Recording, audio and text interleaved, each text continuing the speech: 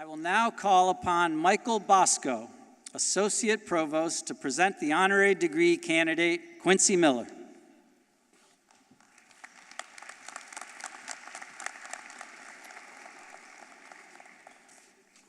Mr. President, it's my pleasure to present Quincy Miller to receive the Honorary Doctor of Business Administration.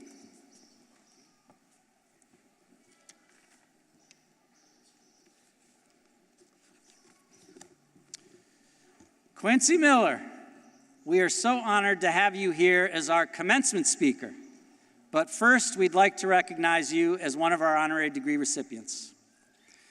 Quincy, you were raised by your mother and grandparents in Harrisburg, Pennsylvania. You were, like many of our students gathered here today, the first in your family to graduate from college. At Lafayette College, you excelled in both economics and business, and you were one of the best wide receivers in the history of their Division I football program, where you earned first-team All-Patriot League honors your senior year. Your impressive banking career began in a training program, working as an assistant manager of a local bank branch, where you discovered you loved interacting with customers and helping them improve their financial lives. Today, as a banking executive at the pinnacle of your profession, you stand out because of your continued and authentic commitment to your customers, your colleagues, and your community. Under your leadership, your bank has distinguished itself as being a good corporate citizen with a strong sense of social responsibility. You've served on numerous boards of local nonprofits and associations such as the Boys and Girls Club. You started a mentorship program at your alma mater to support students from disadvantaged backgrounds. You also volunteered for many years with Bottom Line, a college mentor program based in Boston, which helps students with the college transition and supports them throughout their higher education experience. To name just a few of the recognitions you have received, you were recognized by the Boston Business Journal as a Power 50 most influential and impactful leaders in Boston. You were cited multiple times in the 100 most influential people in Boston by Boston Magazine. And you were honored with the MLK 50th Anniversary Award at the Martin Luther King Jr. Memorial Breakfast for your commitment to community.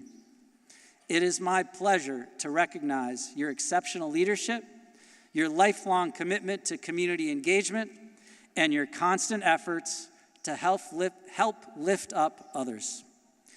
Quincy Miller, by action of Curry College and by virtue of the authority vested in me by the Board of Regents of Higher Education of the Commonwealth of Massachusetts, I confer upon you the honorary degree of Doctor of Business Administration and admit to you all the rights and privileges thereunto pertaining. Quincy, congratulations.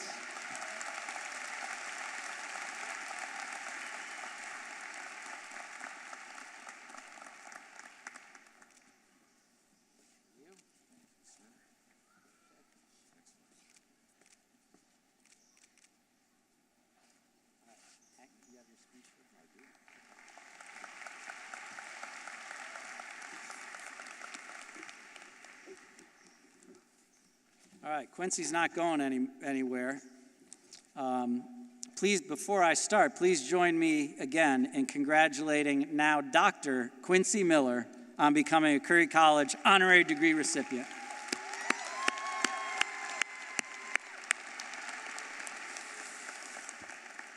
Quincy's life story is powerful.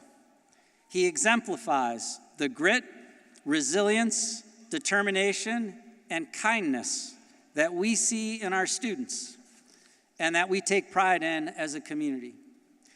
He has a serious and demanding job, yet he makes it a priority to find time for his family and for his community. He's been incredibly successful by every common measure, yet he remains grounded, humble, and grateful. I've known of Quincy Miller for many years, but I've only had the pleasure of getting to know him personally over the past year.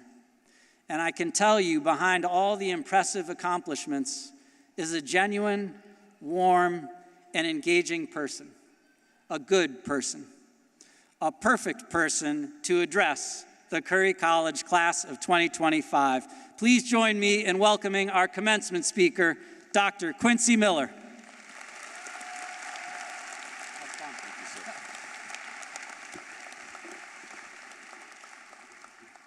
Okay. So, good morning and congratulations on what is undoubtedly one of the most exciting days of your lives. Okay, my first message for you today is that my speech is short enough to fit in my pocket and it's not going to take up the next 30 minutes.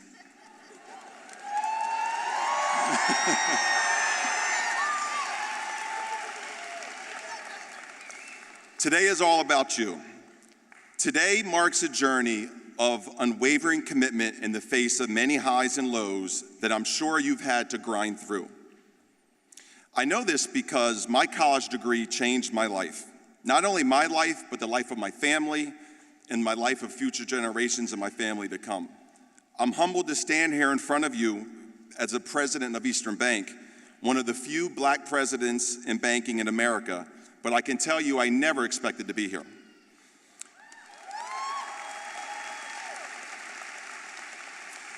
I was born and raised in Harrisburg, Pennsylvania, and for those of you from Massachusetts, I say it's similar to a smaller Brockton.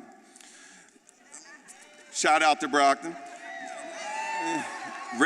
Raised by a single mother who had me when she was 19, with the help of my grandparents, I had a loving home. We lived in the projects, an all-black and Puerto Rican community. I was a biracial child being raised by a white mother. My mom never wanted any help from anyone and didn't need anything from my father or anyone else. She was very independent. My grit, determination, and willingness to grind came from my mother. My passion for my grandfather and my strong desire to provide for my family from my grandfather. I was the first in my family to go to college, and honestly, the reason college was even discussed because I happened to be good at football. So from an early age, like many kids in my place, the dream was to go to the NFL. So college was just a stop on that journey. But the one thing my mom did always tell me is, boy, you have expensive taste, so you better get a damn good job. My mom, Cindy, sacrificed working 12 hours a day managing the Kmart restaurant that no longer exists. Essentially, it's an old school Walmart. She got multiple sclerosis when I was a sophomore in high school, and by then she had my brother who was only 3 years old. From that point, I made a commitment that I was going to raise myself, to really take the burden off of my mother so she could focus on her health and helping to raise my little brother. When I got a football scholarship to Lafayette College, honestly, it took me a while to really commit to my academic life. Football was great. As a freshman, I was in the starting rotation at wide receiver, but it wasn't until my sophomore year summer that things really changed for me academically. I finished that sophomore year with a average GPA. And then that summer I decided to stay on campus and work a construction job instead of going home. I worked 10 hours a day outside in the sun doing all the grunt jobs of the construction site. Walking through concrete, jackhammering bridges, it was literally exhausting. However, this was 1995 and I was making $25 an hour and working 50 hours a week. That's the equivalent of making $52 an hour today as a 21-year-old kid. For me, it was the first time in my life that I had financial freedom. If you could sit and just take that in for a moment, I didn't have to ask my mom or my grandparents for any help to burden anyone. It was literally life-changing.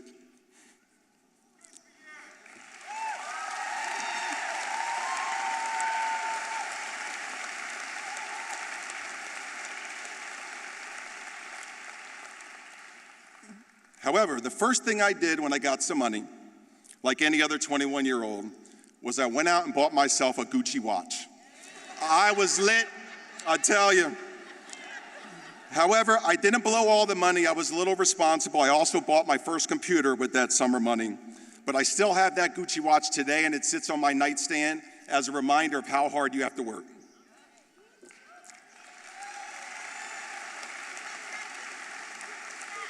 Okay, so for me, this was my trigger point. I said to myself, money doesn't bring happiness, but it sure makes a lot of things easier that rich people take for granted. I dedicated myself to competing in the classroom just like I competed on the football field. And my lowest GPA after that summer was a 3.7, and every semester after that I was on the dean's list. Thank you. So college for me changed my life, and I know it's going to change yours. It was my senior year graduation trip that I met my wife, my first job in banking on my interviewing on campus. My degree allowed me to cross off one of my bucket list items, that was buying my mother her own house.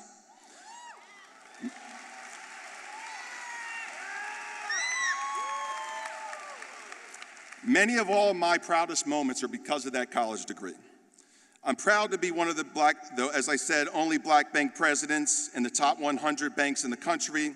I'm proud to have been one of the 19 founders in 2020 after George Floyd's murder of the new Commonwealth Fund, a fund dedicated to working to eliminate racism across our Commonwealth.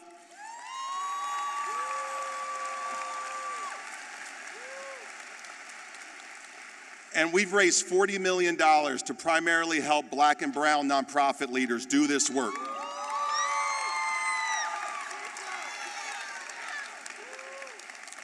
Okay, enough about me. Well, a little bit more about me. I'm going to transition now. One of my passions is music. My wife still has mixtapes that I made for her back when we started dating. For us old people, that's today's playlists. So I want to use music to bridge my life experience with your future to try to summarize my last 28 years in business and leadership into the next 5 minutes. See, the thing is, music is like a time machine. Magically, it can take you to a place in your mind that was painful, a place in your mind where you were triumphant, a place in your mind full of love and warm your heart. 20 years from now, you are going to hear a song that is going to remind you of your special times here at Curry College. The times with your friends and loved ones, the times of your accomplishments, and maybe even this day. The true gift of music is that time machine. So let's get started. As you can imagine, I have lots of playlists on my iPhone, and my favorite one is a compilation that I call Theme Songs. A compilation of lyrical genius that reminds me of my life, my struggles, and my successes. I know I'm getting old because my daughter calls me a boomer, and I'm not sure if this is going to resonate with you, but the first song on my list, Drake's Started From the Bottom, Now We're Here. Of course, in my era, the greatest rapper of all time, the notorious B.I.G.,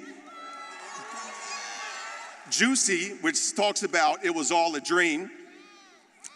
And then finally, maybe one song from 2019 that my daughter may actually have on their playlists, Grinding All My Life by Nipsey Hussle. So for those of you who don't know the song, the hook is why it makes my playlist, and it goes like this. All my life, I've been grinding all my life, sacrificed, hustled, paid the price. Want a slice? You gotta roll the dice. That's why I've been grinding all my life.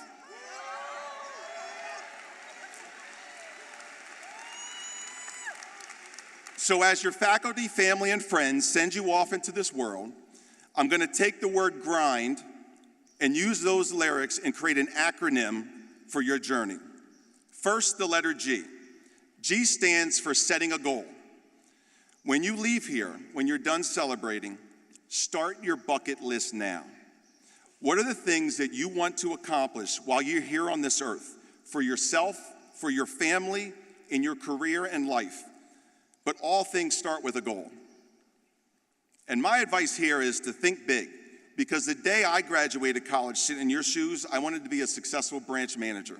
It's a great job, but I couldn't imagine being where I am right now. So think bigger than I did. With your bucket list, keep crossing items off as you accomplish them. When I made branch manager, I crossed it off and put a new item on my list. It may be a bucket list, but it's always changing. Life is about goals. The second letter, R, is for resilient. I know this probably already comes easy and naturally to many of you, for the things that you've accomplished in their lives and the fact that you're sitting here today. You are going to need every part of that resiliency as you enter the world. When people ask me, isn't my job hard? I tell them no. My mother had MS and worked 14 hours a day as a single mother for 2 kids. What I do is easy. When you face challenges, keep them in perspective. Keep them into perspective to what you and your family have worked so hard to sacrifice for. Your loved ones have sacrificed for you, and you have to be resilient and overcome obstacles, not only for yourself, but to honor their sacrifice. I do what I do today because what my mother did for me. Remain resilient. I is for initiative. One of the best pieces of advice I got when I started my career from an executive was, you may be lucky enough at some time in your life to have a mentor, but the most important person to manage your career is yourself. Don't wait for someone to tap you on the shoulder. You have to take the initiative. Please don't wait for your manager to tell you how to get better. Ask him or her what you need to do to get better at your job, and then go seriously commit to that coaching and work for it. Then when you've delivered, ask what it takes to get promoted. How do you get to the next opportunity in your career? This has literally been one of the core tenets of my entire success. Get a job, work to prove myself, and then ask what it takes to get to the next level. I'm sure, like many of you, I've never had a problem proving myself. I guarantee you that you will set yourself apart by taking the initiative to get better at your craft. N is for navigate. I say navigate because it's very hard to plan out your life. Yes, I want you to set a goal, but understand that the path to that goal is going to be a winding road. It's never a straight line. You will have to learn how to navigate successes and failures and be willing to take chances. I never got the timing right in my career. When I wasn't ready, people gave me a chance at big things. When I thought I should be promoted, I waited years. One of those times I got tired of waiting, so I took a chance. My wife and I moved to Ohio, 7 hours away with no family and a newborn, for a career opportunity at Citizens Bank. If I don't make that move, I am not here today. Citizens relocated me to Boston, which ultimately led me to becoming the president at Eastern. I could not plan this. I had to navigate opportunities and obstacles as they came, and at the times I had to roll the dice, just like Nipsey said. Finally, D is for delivering daily. I believe in life that you're either moving forwards or backwards. You're never standing still. You have to ask yourself, what have you done today to make yourself, your company, the people around you, or your community better? The last 4 letters have been all about you, but delivering daily is bigger than yourself. For me, delivering daily is about what impact I'm making on the world around me. My success is success through others. I 100% believe if I can help others succeed, I will succeed. How can I coach colleagues around me to be even better? How can what I do positively impact the financial lives of our customers? It's why I serve and volunteer on so many boards, because I have a passion to impact the community around me. I don't know why I'm blessed, but I know I live every day to the fullest. Not for me, first and foremost for my family, for my company, for my colleagues, and my community. Remember, delivering daily isn't just about you. It's about the impact you will make on the world around you. In closing, grinding is a way of life. Embrace the grind, nurture the grind, and it will repay you in ways that you can only imagine. Congratulations, class of 2025.